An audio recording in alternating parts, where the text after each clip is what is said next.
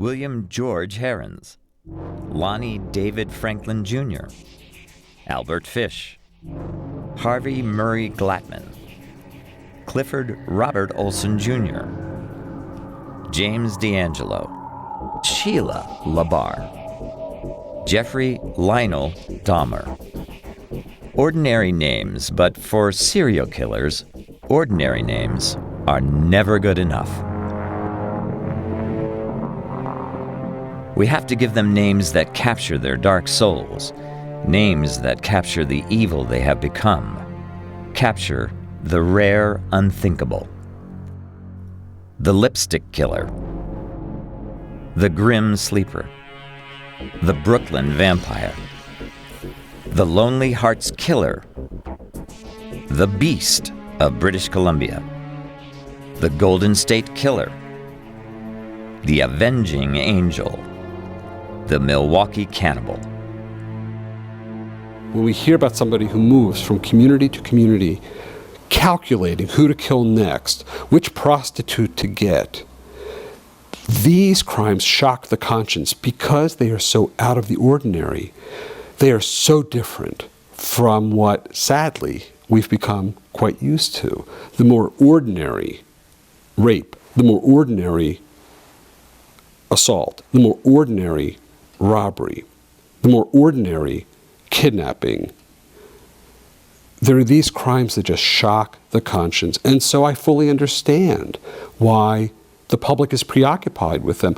I think they are so outside the box that we have this understandable need to try to grasp. Why would somebody do that? That's human nature. Why would somebody take a rifle, sit behind a barricade, and wait for innocent victims? Why would somebody do that? Why would somebody look for vulnerable children, kidnap them, torture them sexually, and kill them? It's hard for us to wrap our minds around these kinds of crimes. And it makes complete sense to me that the average human being would be both fascinated by this, horrified by this, mystified by this, and preoccupied by this. Why?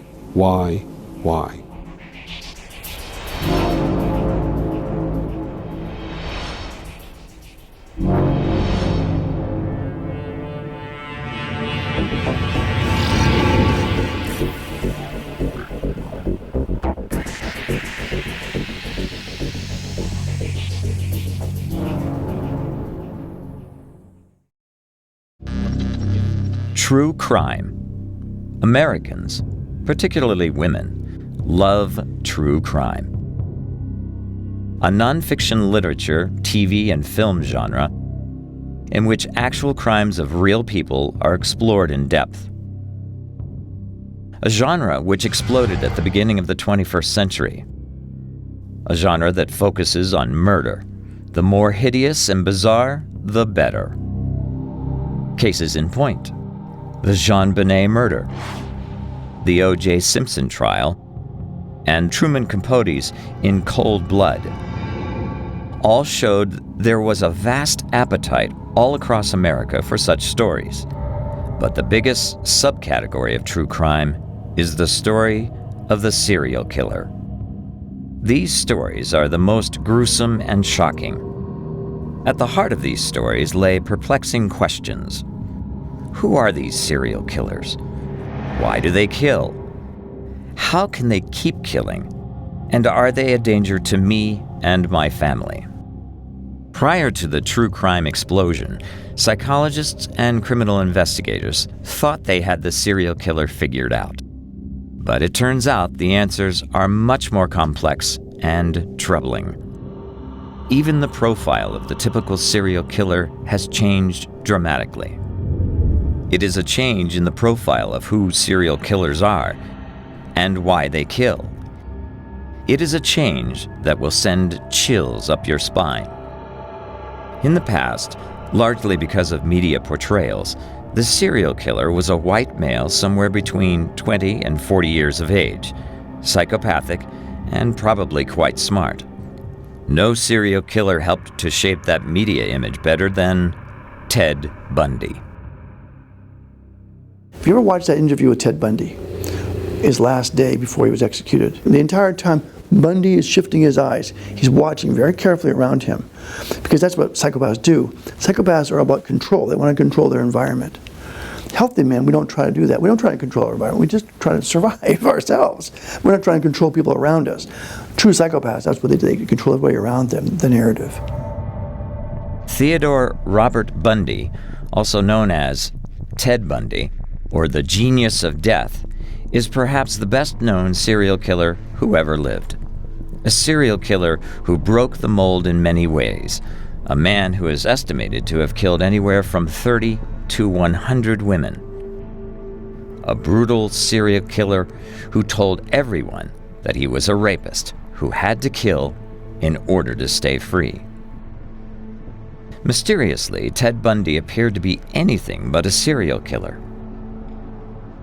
He was a Boy Scout, a prominent member of the Republican Party in the state of Washington. He even volunteered at Seattle, Washington's suicide hotline. Ted Bundy, who killed dozens of women across the country, also worked on a suicide hotline in Seattle. He also saved the life of a 4-year-old drowning boy. And whether he was taking lives or saving lives, he was feeling powerful. And that's a very important motive among serial killers. Adding to his mystique, Bundy was a brilliant student, admired by his college professors.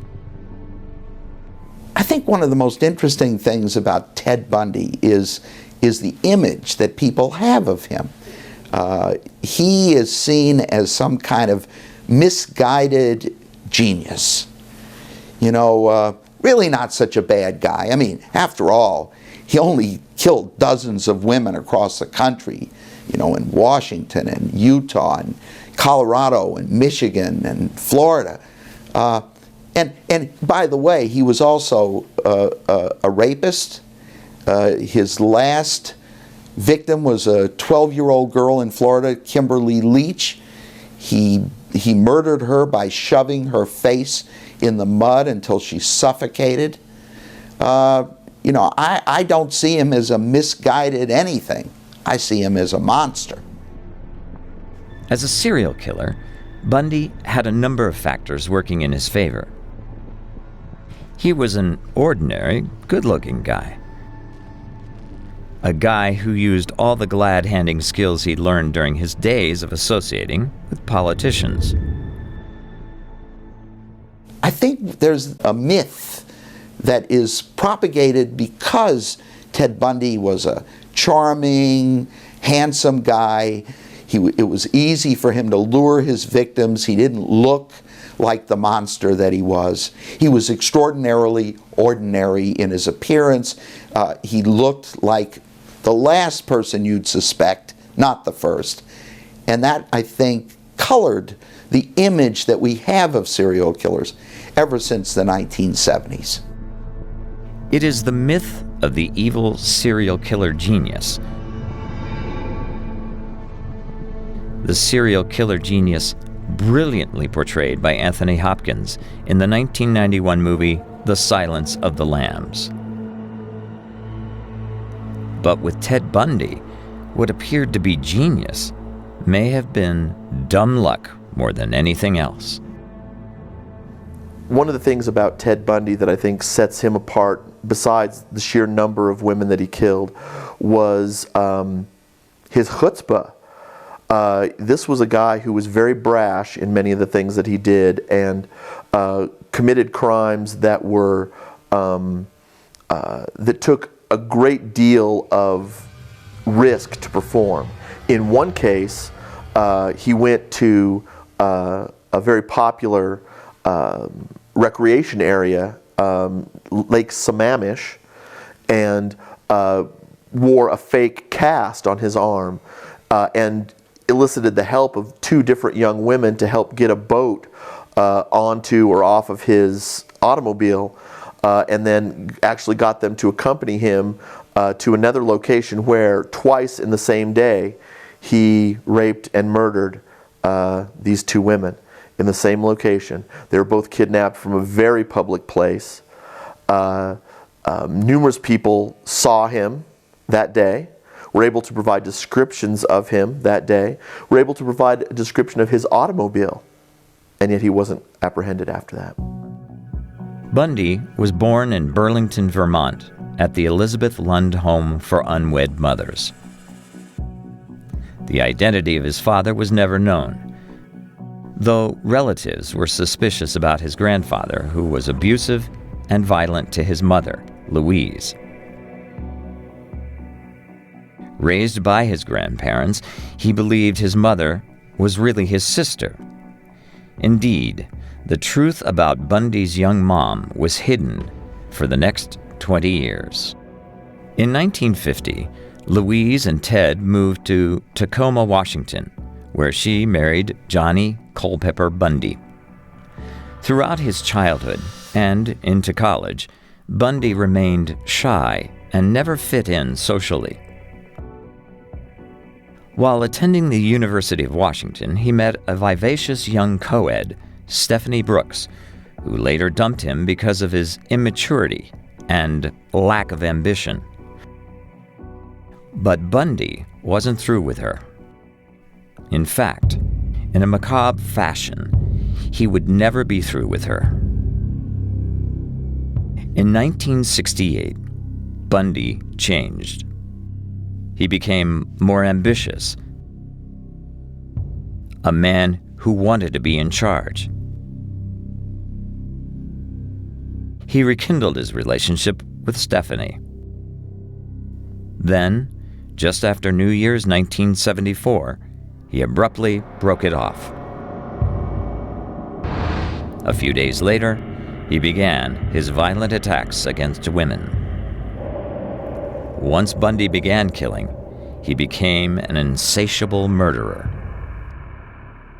His signature was his brutality. All his victims, except the last, were killed by a savage blow to the head. At the same time, all his victims looked like his ex-girlfriend. Ted Bundy, he chose his victims, I think, because of appearance of his girlfriend. If you look at photographs of his victims, all of them have the long dark hair, and usually it's parted down the middle, and there's a very similar appearance to each one of them, which is very similar appearance to his girlfriend. Bundy's first known murder victim was a 21-year-old college student, Linda Ann Healy. Bundy snuck into her apartment, knocked her unconscious, wrapped her in a sheet, and carried her out of the apartment. Her skull was found a year later. Now, Bundy's frenzy for rape and murder dominated him completely. For the next year and a half, Bundy murdered at least 27 women as he traveled through Oregon, Colorado, and Utah on a brutal killing spree. Police in each state reported female victims, all young and attractive. He was finally captured in Granger, Utah, after a botched kidnapping. Bundy was sentenced to 15 years. But escaping from jail, he made it to Florida, where he killed at least 3 more times before he was caught and sentenced to death in Florida's electric chair, Old Sparky. On January 24, 1989, the so-called genius of death was himself finally dead. So, what is the truth about who are serial killers? Criminal psychologist Dr. Eric Hickey updates the serial killer profile. There are thousands of movies done about white serial killers, but there's only one that was ever done by a black serial killer. And according to FBI definition, over 50% of all serial killers are African American. For example, Lonnie Franklin was a black serial killer who lived in Los Angeles. He was known as the Grim Sleeper.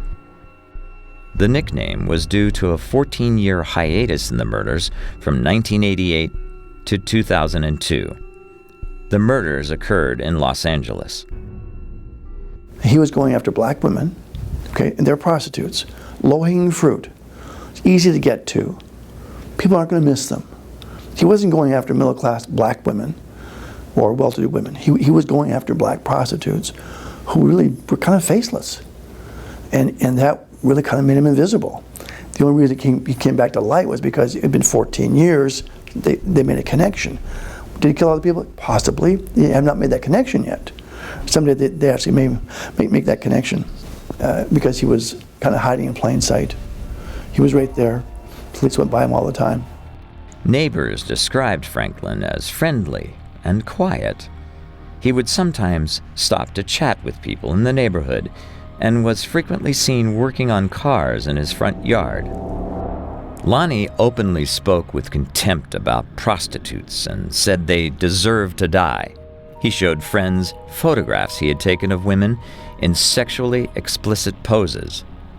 A friend of Franklin said, "He would have violent fantasies. He was putting the girls down, saying someone is going to kill these girls, saying they were going to wind up dead." Interestingly, Franklin used the same small caliber revolver to murder his victims after assaulting and strangling them, and then kept photos of his victims as trophies in his home. His known victims included Deborah Jackson, Henrietta Wright, Barbara Ware, Bonita Sparks, Mary Lowe, Alice Monique Alexander, Lucretia Jefferson, Anitra Washington, Valerie McCorvey, Janice Peters, and Princess Bartholomew. Franklin was apprehended when DNA evidence linked him to the murders. He was arrested on July 7, 2010, at his home in the Manchester Square neighborhood. He was finally convicted for the deaths of 9 women and a teenage girl and was sentenced to death on August 10, 2016. Another less-known black serial killer was the Milwaukee North Side Strangler, a name given to Walter E. Ellis, who raped and strangled 7 female prostitutes in the city of Milwaukee, Wisconsin, between 1986 and 2007. Usually he was kind of in that seamy underbelly of the city, and he'd grab women off the streets and he'd take them to abandoned, filthy buildings and kill them and then leave their bodies. They finally caught him after, I think, 12 years of it, and what they did was they got DNA from him on a victim, and they charged the DNA, the donor of the DNA, to keep the case open. So when they arrested the guy, the sexual assaults wouldn't have run out because of time limits. So they charged that DNA. It was a great move, great move. On February 24, 2011, Ellis was given 7 life sentences. 2 years later, he died in prison.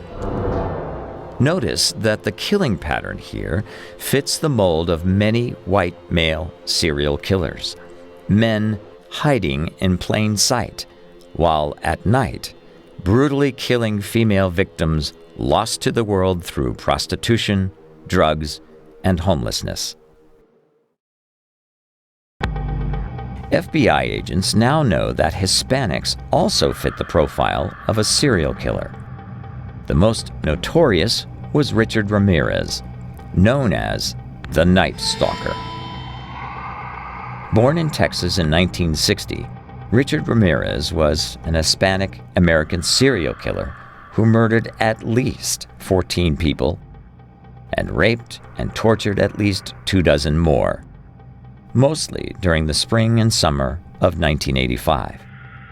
After developing epilepsy as a child, he became a heavy drug user and cultivated an interest in Satanism, which became a calling card for investigators at his crime scenes.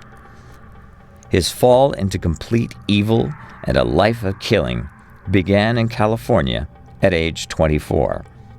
He lived in LA, where petty theft and burglaries bankrolled his drug habit. Then, stealing turned to murder.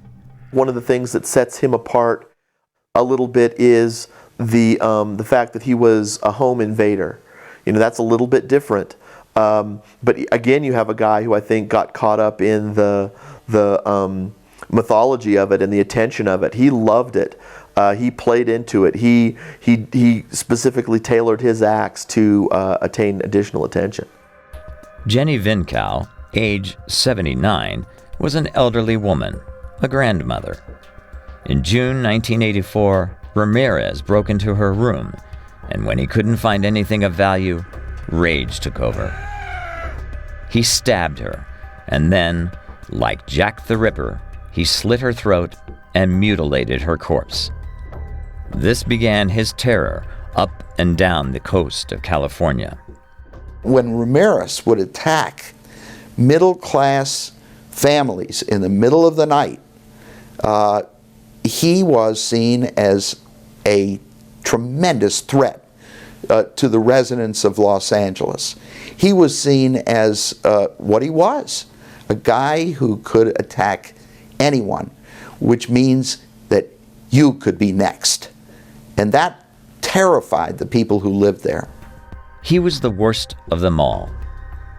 He entered where people thought they were the safest, their homes. He shot some, he stabbed some, and he kicked some to death. He mutilated the bodies of many. In the end, 14 were dead, and who knows how many others he raped and sodomized. But one of these victims escaped. Apprehended in August 1985, Ramirez was sentenced to death at the conclusion of his trial in 1989. He spent the remainder of his days at California's San Quentin prison before dying from cancer on June 7, 2013, at age 53. But not all serial killers take women as victims. Some prefer boys and young men. Such was the case of John Wayne Gacy, the clown killer, a disreputable homosexual serial killer. This overtly macho man with the name John Wayne would kill at least 33 young men and boys between the age of 15 and 21. John Wayne Gacy was born in Chicago, Illinois on March 17, 1942.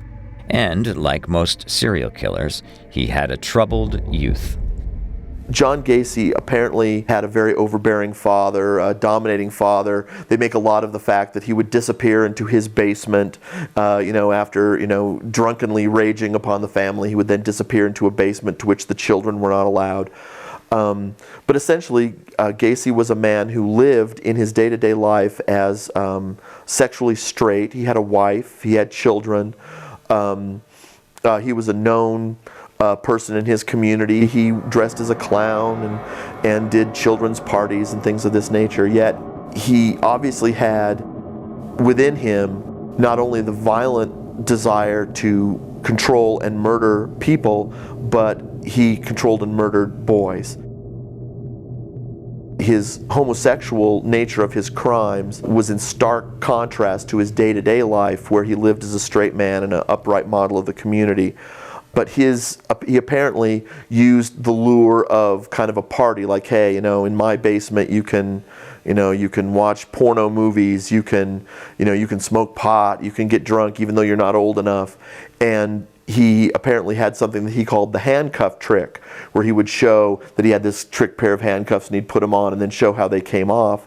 And then he would either switch the handcuffs to a different pair or use the same pair but not share the trick of how to get off them, put them on, and once he had control of the victim, he gave in to the darkest of inner demons and tortured his victims apparently at length and over an extended period of time before killing them, and then ultimately depositing them in his basement with lime as well to hasten the decomposition of their bodies. Typical of a blossoming serial killer, Gacy's perverted behavior surfaced in his mid-20s. He was prosecuted for sodomizing 2 teenage boys in Waterloo, Iowa in 1968. He probably committed more criminal acts for which he wasn't caught. After 2 years in prison, he was paroled and moved back to Chicago, where, hidden from his friends, family, and social community, he continued his perverted actions, sodomizing young boys. Then, in 1975, he crossed over the line and began killing. Chose to kill, knowing full well that it was wrong. His targets were young men and boys, who have been defined by criminologists as the less dead, men and women who live on the fringes of society, people who, if killed, would not be missed. In Gacy's case, young male prostitutes and homeless runaways. There was actually a reporter in Chicago who had connections within the gay community, and there was talk amongst the gay community, the prostitute community at least, that awful lot of boys were going missing without being known. And in fact, there was a case of one boy who had been taken to Gacy's house. He had played the handcuff trick on him. He choked him. He had repeatedly forced his head underwater in a bathtub and then let him breathe and then put him back underwater almost to death. And then for reasons known only to Gacy, he let him go. And this young fellow remembered the type of car that the rapist had and sort of what the exit looked like that he got off the highway. And his family waited there at that exit, waiting for someone to come who had a car that looked like what he said the car looked like. They found it. They followed him to his house. They reported it to the police. The police came. They investigated, but did not believe the boy's story. And Gacy was able to continue his activities for several years. But like many serial killers, John Wayne Gacy became cocky and overconfident. He had abducted a boy who had just left a drugstore where he'd picked up some photographs that had been developed. When the boy disappeared, Gacy's name came up. Gacy had some record. He did have a record of having, of some sexual crimes, and so that was a red flag for the cops. They came to his house, they searched his house, and they found the ticket for those photographs. And so they knew that the boy had been in his house. He was pretty bold in the way he committed his killings. He seemed to think that if he put lye down there, no one was going to smell the dead bodies deteriorating. And basically that was his fallibility, because a police officer who had been actually having dinner with Gacy had been playing a game because he'd been under surveillance for a long time after a lieutenant in the Des Plaines Police Department had taken more time with this missing persons case because his boy was the same age as the boy who was missing. And they had had him under surveillance for a long time, and Gacy just invited him up for supper. So they went. And he couldn't get this feeling of smelling something, and he didn't know what it was. And for days he couldn't figure it out. And it finally dawned on him it was autopsy smell. So that's when they got a warrant, based on police officer's nose, and Gacy was done right then and there. The Gacy case was so incredible, killing and burying 30 young victims right in his own home.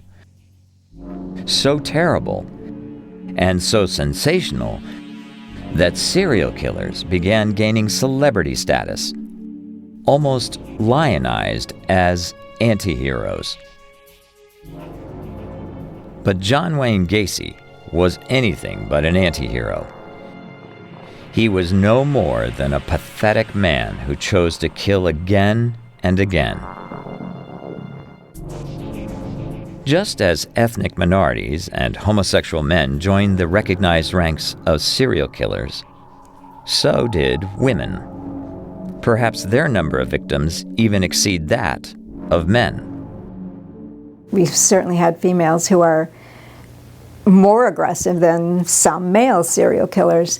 There isn't a way to say there's a female type of serial killer, because some kill for gain. Quite often they kill for gain. They kill their husbands, for insurance, or whatever the husband has. They might kill their children because the children are a burden, or they're looking for attention, or they have a mental illness. Quite often you're going to find something like Munchausen's syndrome by proxy in that group, or borderline personality disorder, something like that. But we still do have predatory females who are looking for personal gain. They don't tend to kill for reasons of lust, but some have. I've actually seen statements where there's no such thing as a female lust murderer, and that's just not true. There was the case of Gail Graham and Catherine May Wood. There were two who worked together in an elder care facility in Michigan, and they would together kill patients and then as part of their sex games, and then wash down the bodies and have sex in a vacant room. The two women met at the Alpine Manor nursing home shortly after Graham had moved to Michigan from Texas. They quickly became friends and then lovers in 1986. 2 years later, they both were facing murder charges for allegedly smothering 5 elderly patients as part of a love bond.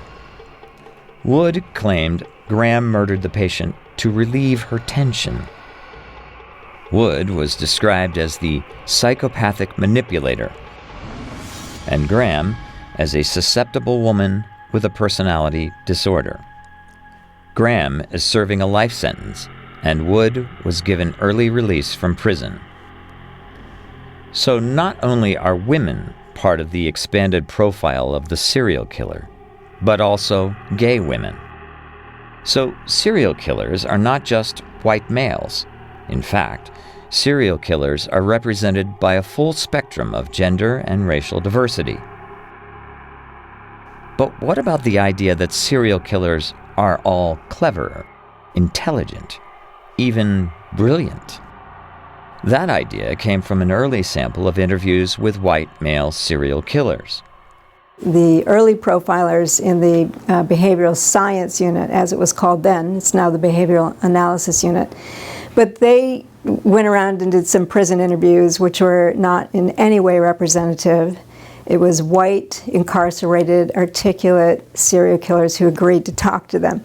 That is not a representative population by any means. So from that, they generated notions about serial killers. And if you would pick the ones who are articulate and smart, it's going to seem as if serial killers are smarter than the average person. But we know that that is not true. There's diversity in their intellect, in their range of IQ scores, just as there is everything else about them. So unfortunately, many of the early ideas that ended up in criminological textbooks and other kinds of mass media books about serial killers came from studies that really weren't representative at all of serial killers. Interestingly, the definition of the serial killer has changed over the recent decades as well. The concept of a serial killer has evolved from being someone who kills in at least 3 locations, at least 3 incidents with a cooling off period, to now someone who kills in at least 2 incidents without any of the psychological framework. And so that makes a difference in terms of what we think about what goes on in the mind of a murderer. Generally speaking, we tend to focus on what's usually called the classic serial killer, which is generally driven by lust. Indeed, for many psychologists and law enforcement investigators, having a sexual component to the serial killings was believed to be essential motivation behind these cruel acts. Many serial killers have used sex as a vehicle for gaining a sense of power and control and dominance over their victims. It's not just taking their lives. It's making their victims suffer. They maximize the pain. And it's not enough to view the pain and suffering of their victims. They personally are responsible for it.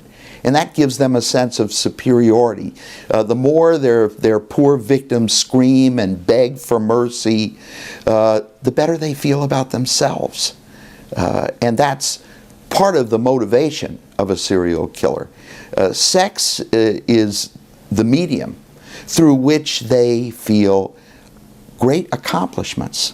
What you and I might see as dastardly, as hideous, as grotesque, these serial killers see as their greatest achievements in life.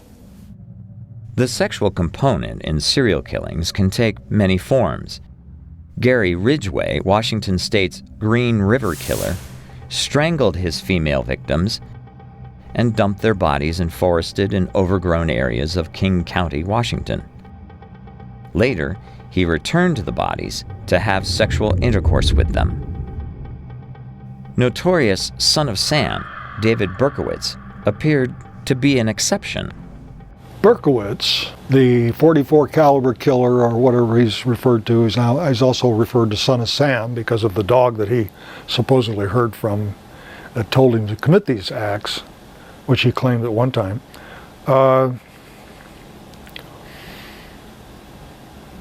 I think killed because he enjoyed it. I think he's just one of those people that was enraged and probably had some trauma in his background that was primed to go out and start shooting people.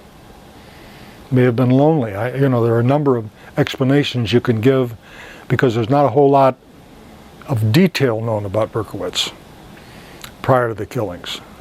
But as to what makes him tick, I think it's, I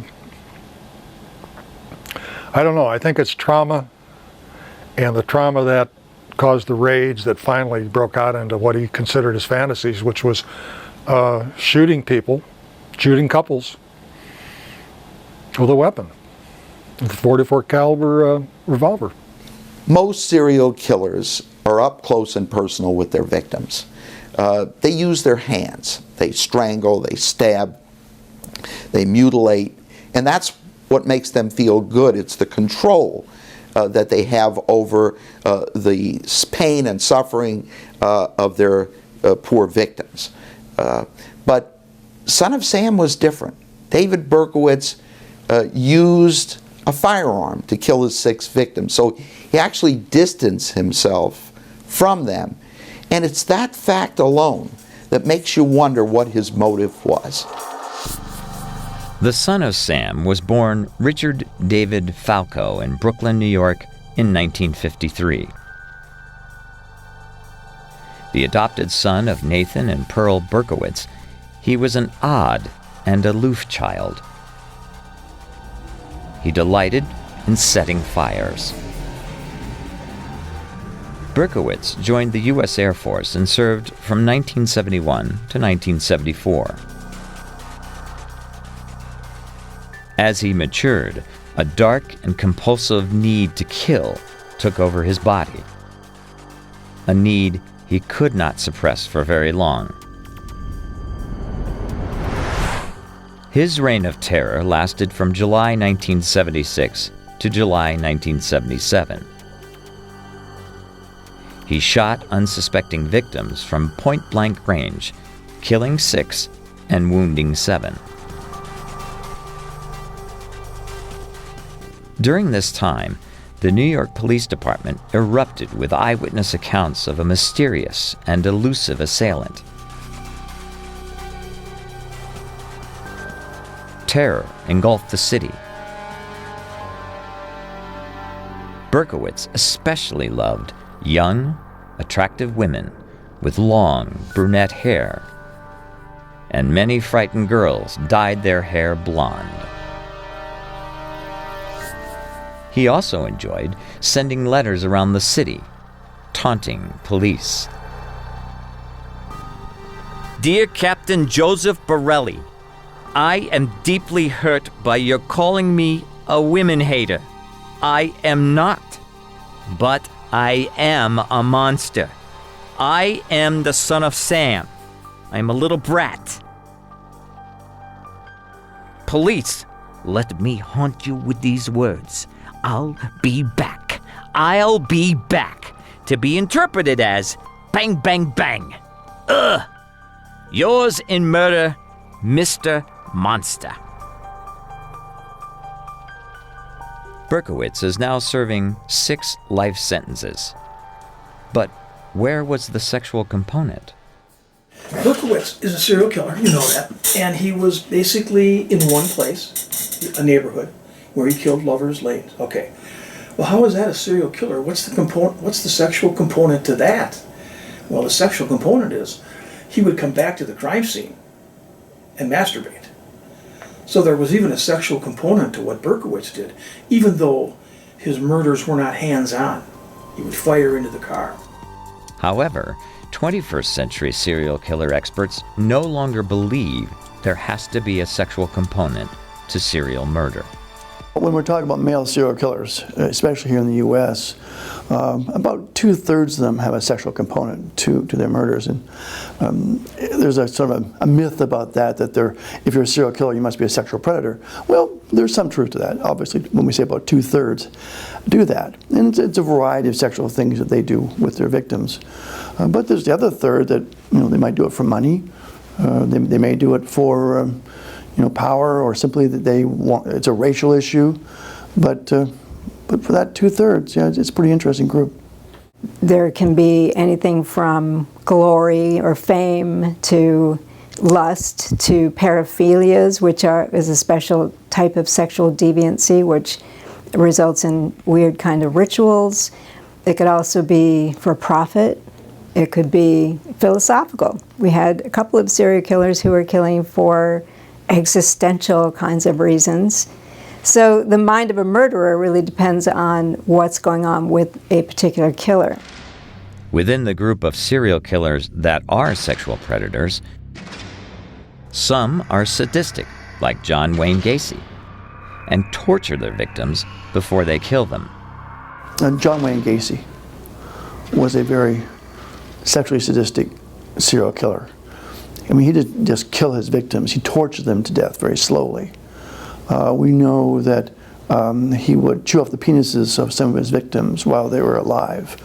And he would also put a wire around their neck and turn like a stick. He would turn it slowly while he read to them from his Bible. So he really enjoyed, and he had a ball in their mouth so he could hear them scream, but other people couldn't hear them scream. So he enjoyed that kind of power over them, and it was very sexually arousing him to hear them screaming and crying while they're dying slowly. Killed 33 young men that way. A case of a non-sadistic sexual predator is Larry DeWayne Hall. Born in 1962, the son of an undertaker, he was bullied as a youth. Between 1987 and 1994, he killed at least 54 women. And Larry was a necrophile. And we'll find when you interview necrophiles that they have attachments to people. They're not interested. They're usually not sadistic. They're much more into having a relationship with the corpse. And some want them dead immediately. And so they'll snap their necks or suffocate them very quickly and have sex with them. Others will kill them and then bury them like the Green River Killer, let them cool off for a couple of days. And then they will have sex with the bodies and mutilate the corpses. One idea about the mind of serial killers, particularly sexual predators, that there seems to be some agreement about is the idea that these vile killers have a rich fantasy life about their evil deeds. Men, serial killers, that are involved in sex crimes have a very, very bizarre, strange, and violent fantasy life in their head. And it gets stranger and stranger and more violent as it progresses, okay? And it's all encompassing. It's there almost all the time. Wesley Dodd, who abducted young boys and killed them, said that he dreamt about his fantasies. They were there 24/7. How he could maintain a job is beyond me, okay? And there's a gentleman from Wisconsin, John Weber, who basically, his fantasies were so intense, he had to leave his workstation about 4 or 5 times a day to go to the bathroom and masturbate at work. Wesley Dodd, known as the Vancouver Child Killer, was born in Walla Walla, Washington. Dodd, one of the worst serial killers, was convicted of 3 counts of first-degree murder of innocent children. I would do it again. I've been molesting kids nonstop since I was 13 years old, over half my life. Anything happened, I can guarantee I'd do it again, and sooner or later I would kill another child. I've done it before, and at the time I liked it. Wesley Dodd is what's called a misoped. He's an individual that abducts children for the sole purpose of sexual assault and murder. They're much worse than pedophiles. A pedophile might sexually assault a child, but certainly not kill that child. But misopeds kill children. He would pick them up from parks, take them home, keep them for a few days, torture them, sleep with them, and then he'd kind of whisper at night, "I'm going to kill you tomorrow morning." And the little boy would say, "Oh, no, you're not going to do that." And he would come back from work or wherever he was, and he would kill the child. He was arrested trying to abduct a young boy from a movie theater. And the boy was putting up a fight, and somebody came over and he said, "Is this your dad? It's not my dad," etc. And the police arrested him, and the rest is history for him. He was executed. It turns out, serial killers say in interviews, the reality is never as good as the fantasy, which is one of the reasons they keep killing to fulfill their fantasy. One of the early debates over serial killers is the bad seed debate. Whether the serial killer, like Wesley Dodd, was the worst of the worst, is born evil or becomes evil as a result of circumstances. If you're looking at the bad seed notion that somebody might be born to be evil, we do have brain research right now for psychopaths that suggests there is a difference in their brain. That does not necessarily translate to all serial killers. And we don't really yet know particularly what that difference amounts to, whether it's causal, correlational, it's not clear. So the idea of, is it nature versus nurture or the bad seed, it's always a mix of all of them, because you could have a certain type of a brain physiology that tends to be something we see in psychopaths or predators, and yet you were raised in a loving home with all kinds of advantages, and you did not become a serial killer. On the other hand, you might not have that brain physiology. You might even have all kinds of social advantages and economic advantages and still become a serial killer for other types of reasons. So you really can't say it's a bad seed. It certainly might be in the mix, but it's impossible to say how much is nature and how much is nurture for any given case. It's also a myth that serial killers are crazy, that they don't know what they're doing. Most serial killers are not insane in either a legal or a psychiatric sense. They generally don't hallucinate. They don't hear voices in an empty room. They don't talk to dogs. They don't suffer from a profound thought disorder. Most of them know the difference between right and wrong.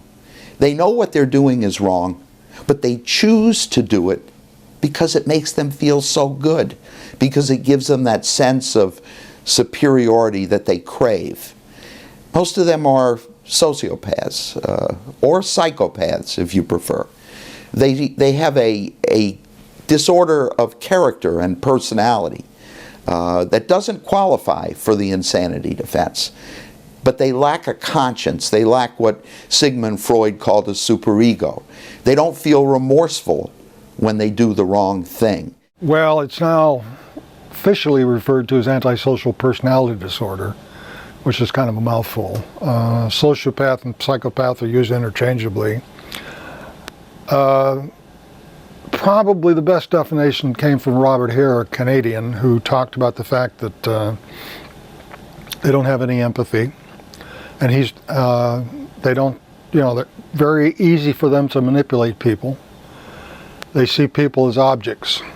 They see people as ways to meet their own ends, whether they're going to kill them, whether they're going to climb beyond them to a higher step in industry. Not all sociopaths are serial killers. There's probably a number of sociopaths, or although the business community might call them type A personalities, who are way up in corporations and got there because of their willingness to step over people and be very ruthless in how they got there. So it's, in the context of a serial killer, he doesn't care about the victims. He wants them to be easy. He wants them to be vulnerable because that adds to his thrill. He wants power over those people. He wants to be able to dominate them and control them for a period of time before he or she kills them. Someone like a Ted Bundy, if you're interviewing a Ted Bundy type, he's a 35 in the PCLR. The PCLR, Dr. Robert Hare from Canada, developed this wonderful scale, 0 to 40 points. Most people are between 4 and an 8. Occasional criminals are like 10 to 16, 17. And then you get sociopaths, I call them sociopaths, between like 18 to 28 to 29. And then 30 and above are true psychopaths out of 40 points. Ted Bundy is a 35 on that scale. And the higher you go on the scale, the more psychopathy you have, the more psychopathic you are. That means the less attachment you have, the less conscience you have, less emotional. You have no empathy when you're high on that scale. But if you're a sociopath, you still have emotional attachment. You still love your mom, but you commit a lot of crime. You're still antisocial. Both of them are antisocial, sociopaths and psychopaths. But the sociopaths are just average to below average intelligence. They're not as skillful as the others. They still love their moms. They're impulsive. They don't learn from their mistakes. They have long histories of criminal behavior. When you look at psychopaths, they have less histories of criminal behavior. They don't have a conscience at all. Scott Jacobs calls them the people of the lie. They lie when they don't have to lie. They're very narcissistic. They can manipulate. They have a lot of social skills to be able to con people. They're social chameleons. And so you don't see a lot of those people in prison. You see a lot of sociopaths in prison, but not a lot of true psychopaths. So, serial killers fall on the far end of the spectrum of behavioral disorders, as well as the far end of the spectrum of murderers. Murderers that defy explanation. Serial killers, for all the books, all the documentaries and TV shows, I think it's a little understood crime. Until the last 20 years, the FBI believed that they were all sex crimes. But that's understandable. The people in the behavioral science unit were all 50-year-old men, and according to Freud, sex is their whole prism, their whole framework. It's been true for a long time. There are multiple causes of serial murder. You can't generalize across a population of serial killers because their motives are so different. Some believe they're ridding the world of bad people. Others want that power over somebody. Many want to communicate or get attention. Some want revenge. Some have political or religious axes to grind. So, in my perception, the multiplicity of serial killer motives kind of frustrates an understanding. And you can't use one cookie cutter and understand all of them because they're just so very, very different. Two things that haven't changed in the study of serial killers are the concepts of modus operandi and signature. MO, modus operandi, is what is necessary for a killer to complete the job, or any criminal for that matter. Okay, you go in through a broken window, you jimmy a door lock and you get in, okay? The modus operandi can change depending on the job and what's happening in the killer's mind. The signature is something that is not necessary for the completion of the crime. It's something that the killer does in his mind to help with the fantasy. The signature never changes, ever. For example, somebody breaks into a house, they tie a woman up, they take her money, they stab her a couple of times. He might have done that a number of times, but he might put some writing on the wall or writing on the refrigerator. That's the signature. That never changes. Okay. So there's the difference. For example, the Night Stalker, Richard Ramirez, always left an upside-down pentagram somewhere at the scene of the crime, sometimes on the body of the victim. It was always drawn with the victim's own lipstick, and was even drawn on the inner thighs of a victim who had been sexually assaulted before death. So why do serial killers kill? Why do some people fantasize about killing, but never go through with it? Sadly, there is no silver bullet answer. There is no one reason why serial killers kill. Each case of serial killing has its own story to tell. Perhaps that is why the evil of serial killers has held us so firmly in its grip.